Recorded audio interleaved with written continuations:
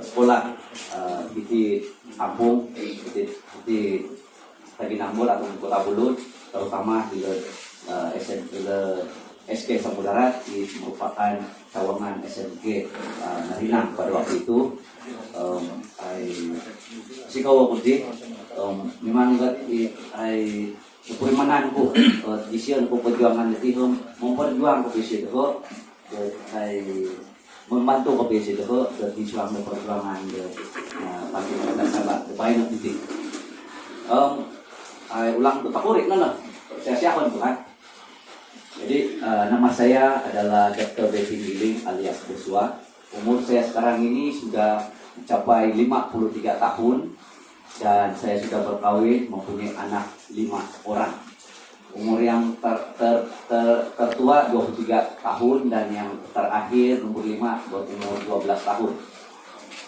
Seperti yang kita tahu dari dulu dari sekolah rendah saya pernah bersekolah di Saint Edmund, kemudian SRJK Tadinambul, kemudian di SMK Narinang di Kampung Darat, dan seterusnya di Kota Kinabalu di Sekolah Berasrama Penuh, dan seterusnya saya menyambung pelajaran dalam bagian perubatan di Universitas Kebangsaan Malaysia.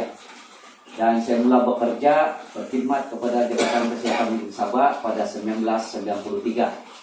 Dan sehingga hari ini saya sudah bertugas atau berkhidmat selama 27 tahun sebelum saya meletak jabatan ataupun izin awal baru-baru inilah pada bulan yang lalu. Dan selama saya bertugas selama 27 tahun itu, saya pernah bertugas di pelbagai daerah, yaitu Teninau, Kota Kinabalu, Kota Maluku, Kuala Penyu, dan wilayah Persekutuan Labuan. Dan saya melihat dan saya menerima pesakit, saya merawat, membedah pesakit yang jauh dari hospital, jauh dari pekan. Seperti kalau di Kota Maluku dari Sesebur Magandai, dari Kampung Gana. Dan saya sudah tahu macam mana mereka susah untuk datang ke hospital. Bila sampai hospital tidak ada katil untuk simpan mereka apabila kita tahan mereka di rumah sakit. Dan mereka memerlukan pengorbanan beberapa hari dan dari segi duit untuk sampai ke hospital. Begitu juga apabila saya bekerja di Teninau, yaitu pesakit datang dari Pensiangan, Nabawan, Suk, dan dari Kulit, dan selain dari kawasan Kemabung dan kawasan pedalaman di Tabunan. Jadi sejak saya mula bekerja dulu, saya sudah merasakan dalam diri saya perlu membela ataupun menolong orang-orang kita, yaitu orang-orang dusun darat tinggal ini. Dan selama 27 tahun saya bertugas, saya telah merasakan saya boleh mengembangkan khidmat saya kepada masyarakat, khususnya orang-orang tempatan di Sabah ini. Kalau saya bertukar career, jadi itulah yang mendorong saya sejak dulu. Tetapi dalam 5-7 tahun yang lalu saya melihat peluang itu mesti sesuai dan kita tidak terburu-buru mengikut kehendak nafsu ataupun kehendak daging sendiri. Jadi pada kebelakangan ini, terutama dalam 2,5 tahun kebelakangan ini, dorongan itu ataupun panggilan itu sangat tinggi bagi saya melihatkan keadaan di negeri Sabah. Dan kami ini sebenarnya bukan satu orang. Kami ini adalah satu kumpulan daripada pemimpin-pemimpin veteran politik, golongan profesional dan golongan muda yang berminat dalam situasi menganalisa situasi politik di Sabah. Dan dengan itu kami telah sama-sama berjuang dan sehingga hari ini kita menjadi salah satu pemimpin dalam Parti Cinta Sabah ini. Jadi pertama saya ingin memperkenalkan Parti Cinta Sabah ini. Satu lagi yang saya lupa lah mengenai diri saya. Selama 27 tahun, lebih 15 tahun saya bekerja sebagai pengarah hospital ataupun ketua jabatan. Maknanya dalam masa lebih 15 tahun itu saya membawa dalam diri saya pengalaman mentadbir, mengurus dan memimpin kegiatan mana-mana hospital yang dimana saya adalah ketua jabatan ataupun pengarah hospital tersebut. Jadi itu adalah pengalaman saya. Parti Cinta Sabah ini adalah satu parti yang baru. Walaupun sebelum ini kita sudah mendengar apakah parti ini, tetapi hari ini kita sebut parti ini kalau secara lengkap adalah dipanggil Parti Cinta Sabah yang telah dijenamahkan semula. Sebenarnya parti kita bernama Parti Kesadaran Rakyat Sabah dan mempunyai logo yang baru yang berlainan daripada logo berbentuk jantung ini ya. Dan nama dia Parti Kesadaran Rakyat Sabah. Walau bagaimanapun, oleh karena parti ini baru dilancarkan pada 25 hari bulan Julai yang lalu, maka nama baru itu belum lagi mendapat kelulusan daripada ROS.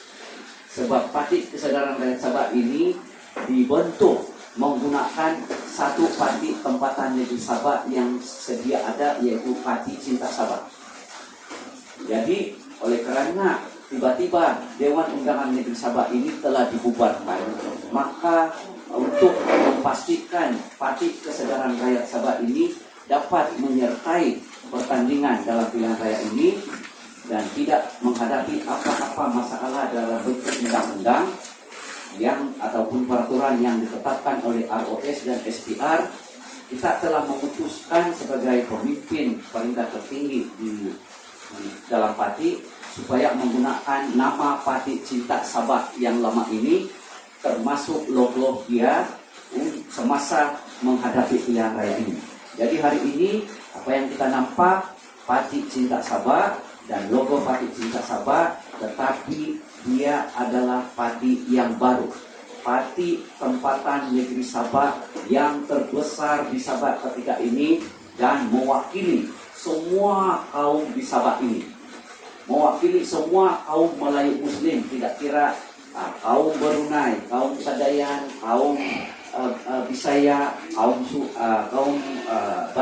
Bajau Sama, Bajau Suluka ataupun Bajau Iranun yang mana merupakan penduduk asal negeri Sabah ini, dan juga mewakili semua kaum KDMR, Kadazan, Dusun, Murut, Rumus, dan Sungai, dan Tembenua, Kumaragang, semua bangsa tinggal di Sabah ini diwakili oleh parti ini, dan juga termasuk suku kaum Cina di Sabah ini. Jadi bagaimana Parti Cinta ini dibina kalau dia sebuah rumah atau ditubuhkan supaya dia mewakili semua kaum dan disukai oleh semua kaum di Sabah ini. Kita telah coba mencari dan menilai beberapa orang pemimpin tertinggi dan ternama dan berkaliber populer di Sabah ini dalam masa 2,5 tahun kebelakangan ini untuk menerjui parti ini menjadi presiden. Dan akhirnya yang berjaya terpilih adalah Datuk Seri Panglima Anifah Haji Aman. Ramai sebenarnya yang coba bersaing dengan beliau lah. Ada beberapa nama yang pernah dipertimbangkan seperti Tan Sri Musa Aman, Datuk Haji Ji, Datuk Bung Mukhtar, ataupun Datuk Salih Said Kurwa, Dr. Maximus, Dr. Jeffrey Kitingan. Tapi akhirnya yang berjaya dipilih oleh pucuk pimpinan parti ini adalah Anifah Aman. Berdasarkan rekod latar belakang dia yang baik, berdasarkan prestasi kerja cemerlang dia sewaktu bekerja sebagai Menteri Luar Malaysia, dan berdasarkan rekod moral integrity dia yang bersih, tidak ada kes jenayah, tidak ada kes rasuah. Jadi itulah yang melayakkan beliau menjadi presiden parti ini, dan orang yang mempunyai ciri-ciri seperti inilah yang kita pilih karena akhirnya tujuan parti ini adalah membentuk kerajaan negeri Sabah yang baru, dan presiden akan dilantik sebagai ketua menteri Sabah yang baru. Jadi kita memastikan bahwa untuk menang dalam pilihan raya dan memastikan ketua menteri Sabah itu disukai oleh semua rakyat tempatan negeri Sabah, kita memastikan kehendak ataupun pendapat suara semua suku-suku orang-orang tempatan di negeri Sabah ini. Dan kita percaya dalam Parti Cinta Sabah ini, Anifah Aman ini diterima dan disukai oleh oleh semua lapisan masyarakat dan suku kaum di negeri Sabah ini, dan beliau tidak mempunyai masalah untuk menjadi ketua Menteri Sabah sekiranya berjaya membentuk kerajaan dan menjadi ketua Menteri Sabah lah. Dan bagi kita yang dari suku kaum dusun, kita tidak merasa risau walaupun Presiden parti ini datang daripada kaum Melayu Muslim, karena suku kaum Kadazan PDMR ini telah diwakili dengan sebaik-baik dan selengkap-lengkapnya. Timbalan presiden daripada kaum Melayu Muslim bernama Dr. Sulaiman bin Tahajuddin. Dia adalah pensara UMS pada ketika ini, dan beliau juga ingin meninggalkan karier dia sebagai pensara dan ketika kerajaan, dan ingin berjuang terus berkhidmat kepada rakyat melalui dalam kepimpinan politik dalam Parti Cinta Sabah ini. Dan bagi suku kaum kita, kaum Kadazan Dusun, Datuk Wilfred Mojilid Bumburi telah dipilih sebagai timbalan Presiden Parti. Beliau merupakan mantan Presiden Parti Cinta Sabah yang lama itu, yang waktu itu masih kecil parti ini dan masih bersifat parti tempatan yang hanya mewakili kaum Kadazan Dusun. Jadi ingat, hari ini Parti Cinta Sabah ini bukan lagi parti kecil yang hanya mewakili kaum dusun, Kadazan, Murut, dan Bungus, tetapi mewakili semua kaum tempatan di Sabah ini. Dan untuk kaum Cina, kita ada pemimpin bernama Datuk Pang Yok Ning. Dulu Dr. Pang Yok Ning ini pernah menjadi ketua menteri dalam kabinet Sabah, dan sama juga dengan Datuk Wilfred, dan kedua-dua mereka ini, Datuk Wilfred dan Datuk Pang Yok Ning, berjaya terpilih menjadi timbalan presiden karena latar belakang mereka. Yang pertama, mereka ini merupakan menteri-menteri terdahulu yang telah mempamerkan rekod kerja menteri yang baik dan bersih, bermoral, tidak ada kes rasuah, tidak ada kes jenayah, dan tidak pernah ada kes disebut dalam mahkamah. Dan bukan itu saja, tetapi mereka ini menjalankan prestasi yang baik sewaktu menjalankan kerja sebagai menteri. Dan mereka juga terbukti merupakan antara pejuang-pejuang hak Sabah yang sejati dan konsisten dan berjuang dalam satu jangka masa yang lama. Kemudian selepas itu ada 6 naib presiden Parti Cinta Sabah di Sabah ini. 2 daripada kaum Melayu Muslim, 2 daripada kaum kita, dan 2 daripada kaum Cina. Saya sebutlah saja yang daripada kaum Kadazan Dusun sajalah ya, yaitu Datuk Dr. Iwan Ibin dan Datuk Amru. Nah, ini ada 2 dusun berasal dari Ranau. Okay. Jadi mereka ini jumlah dia sama dengan jumlah yang lain.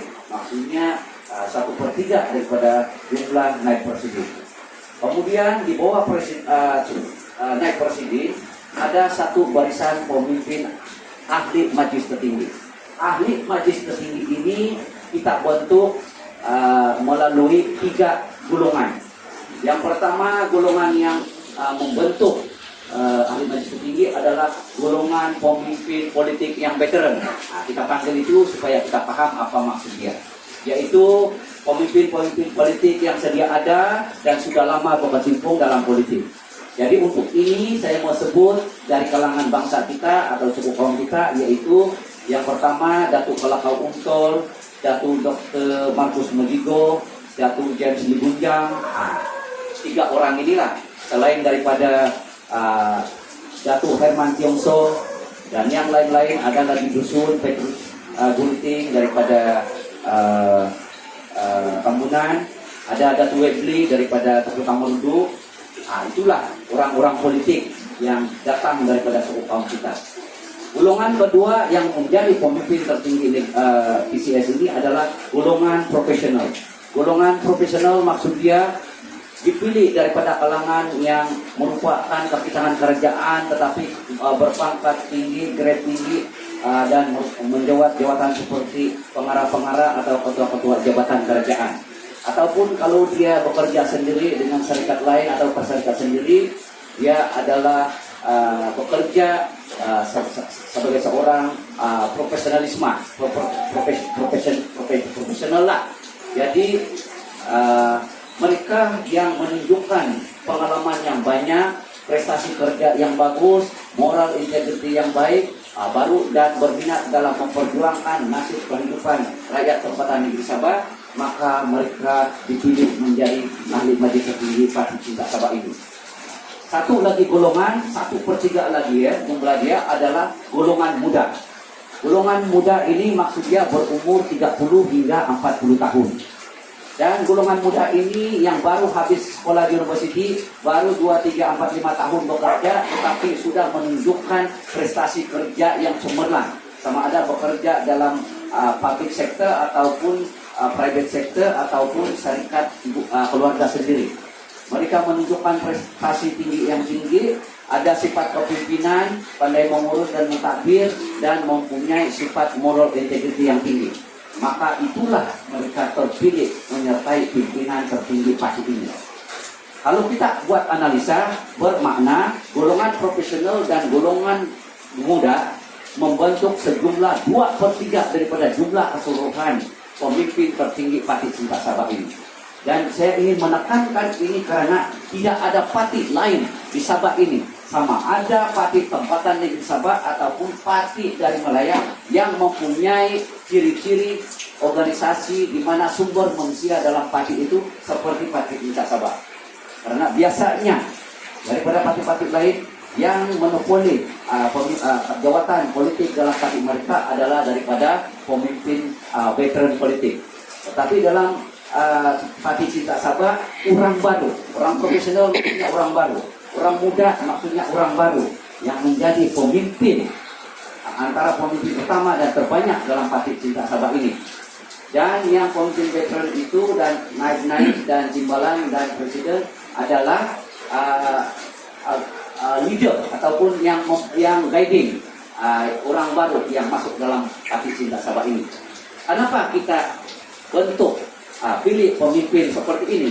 Karena sebelum Parti Cinta Sabah ini ditubuhkan, kita telah buat kajian bersama dengan Universiti Malaysia Sabah, dan kita mendapati, kita mendengar dan menyambut pendapat suara daripada rakyat Sabah, tidak dari semua lapisan, bahwa rakyat Sabah meminta supaya apabila satu parti tempatan negeri Sabah ditubuhkan, mesti ada perwakilan daripada golongan muda diwakilkan dengan secukup-cukupnya, dan golongan profesional diwakilkan secukup-cukupnya, supaya apabila parti ataupun pemimpin parti ini menjadi kerajaan dan menjadi menteri ataupun menjadi ketua jabatan atau pengarah jabatan-jabatan atau agensi ataupun syarikat milik kerajaan Sabah, mereka tahu, mereka peka, mereka pandai, mereka profesionalisme semasa memberi khidmat kepada rakyat Sabah. Mereka sudah peka, tahu sedia apa aspirasi dan kehendak rakyat untuk Sabah. Dan kita buat begini karena kita ada tujuan besar. Kalau kita tidak mempersiapkan sumber manusia dalam parti ini, tetapi ingin memerintah negeri Sabah, maka kita akan gagal mengulangi kegagalan apa yang terjadi kepada kerajaan yang dibentuk oleh Warisan Plus dalam masa 2,5 tahun kebelakangan ini. Jadi kita belajar, kita telah buat kajian sejak Parti Warisan Plus, yaitu Parti Warisan APCO bersama DAP dan PKR dari Malaya, telah mula memerintah negeri Sabah ini, sehingga hari ini kita telah mengkaji dan kita telah nampak kelemahan mereka. Sama ada kelemahan dari segi mentadbir, mengurus, memimpin sesuatu kementerian ataupun jabatan-jabatan kerajaan, kita sudah nampak. Ini katalah, ini saya tidak boleh terangkan dengan terlalu detail atau terlalu banyak. Saya bagi satu fakta saja untuk membuktikan kegagalan mereka. Yaitu pada hari ini kita tahu kadar pertumbuhan ekonomi negeri Sabah jatuh merujung hampir kosong, yaitu hanya tinggal 0,5%. Tahun lalu pun kadar pertumbuhan ekonomi negeri Sabah juga adalah 0,5%. Sebelum 2018, kadar pertumbuhan ekonomi negeri Sabah stay ataupun berada di paras paling rendah pun 6. Kalau bukan 6, 7, 8, 9.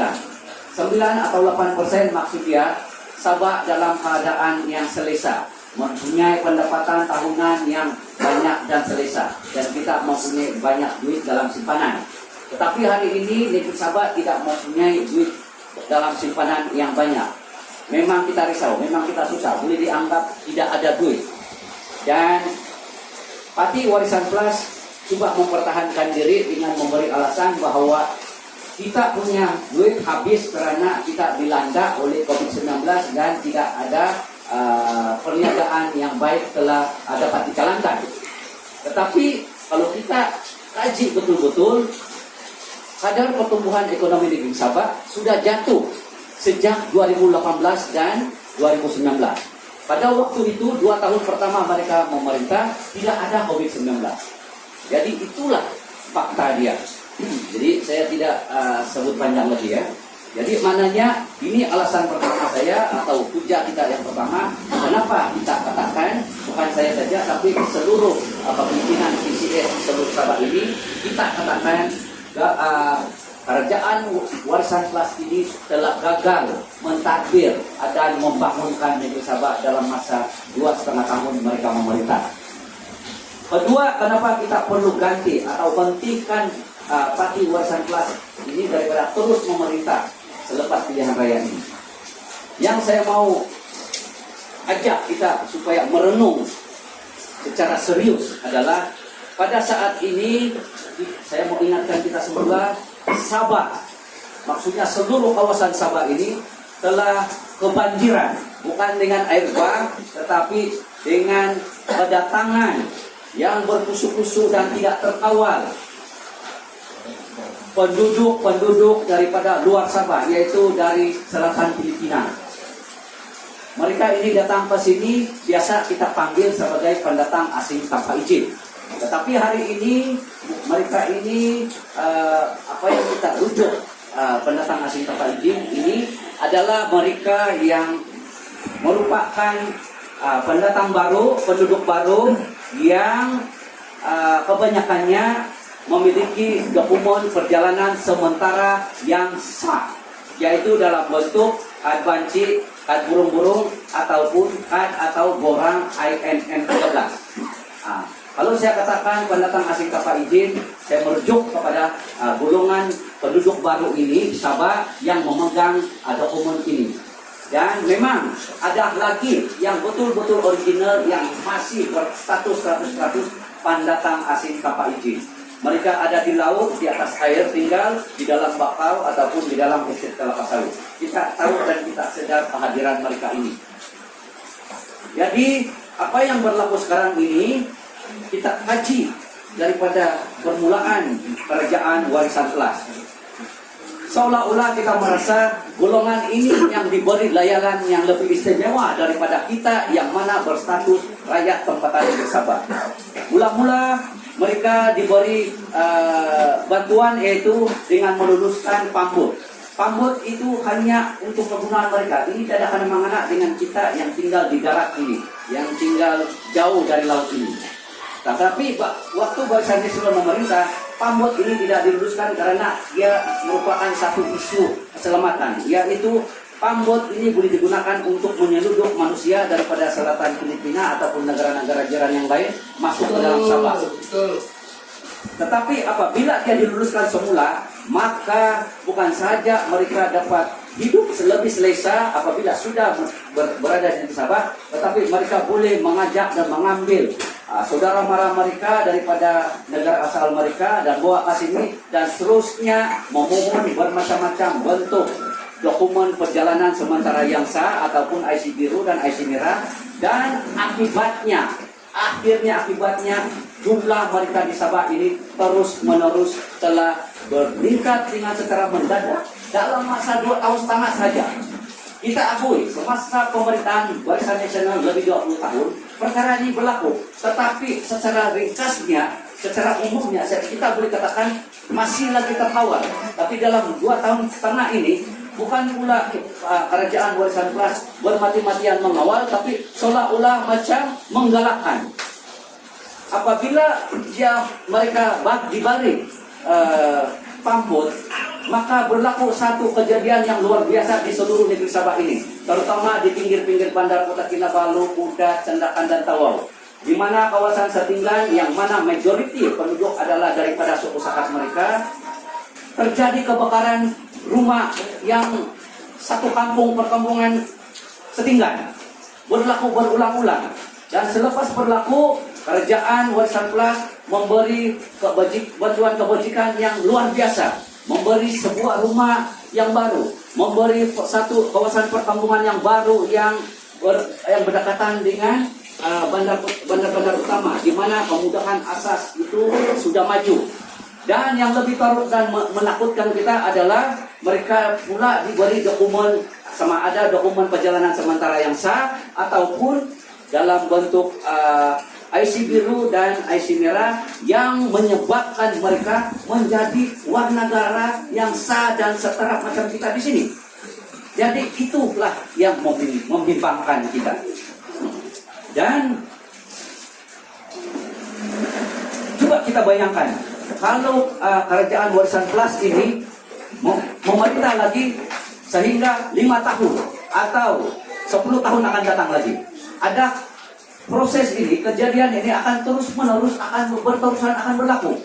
Jadi hasil daripada analisa kita telah buat anggaran bahwa dalam masa 10 hingga 15 tahun dari sekarang, jumlah penduduk baru ini boleh mencapai jumlah 3 kali ganda lebih banyak daripada kita sebagai orang tempatan di seluruh Sabah.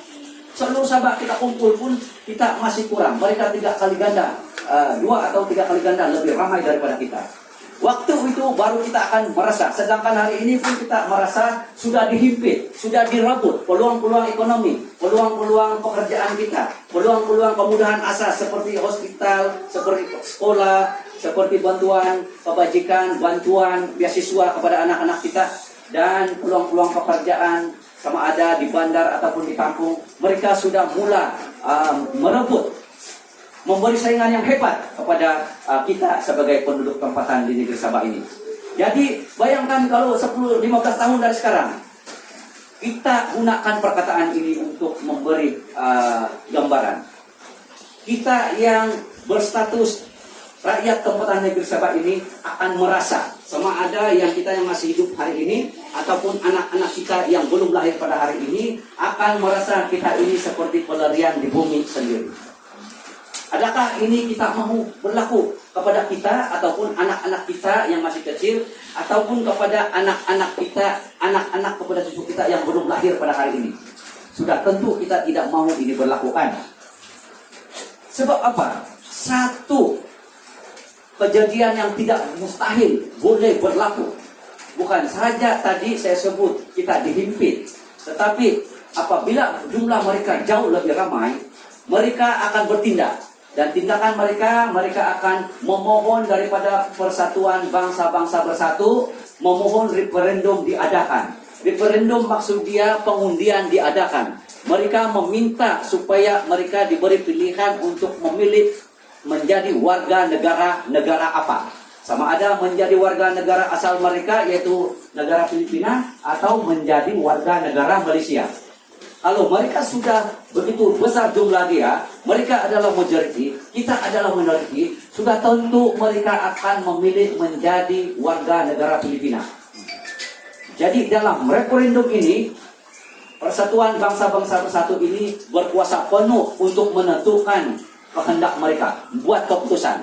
Walaupun kita akan tentang, tetapi kalau mereka sudah mengundi dan proses referendum itu dijalankan secara sah dan adil, dan keputusan dia mereka memilih menjadi warga Filipina, maka PBB akan memutus dan memberi keputusan muktamad yang merupakan undang-undang, yaitu menyerahkan wilayah Sabah ini kepada negara Filipina.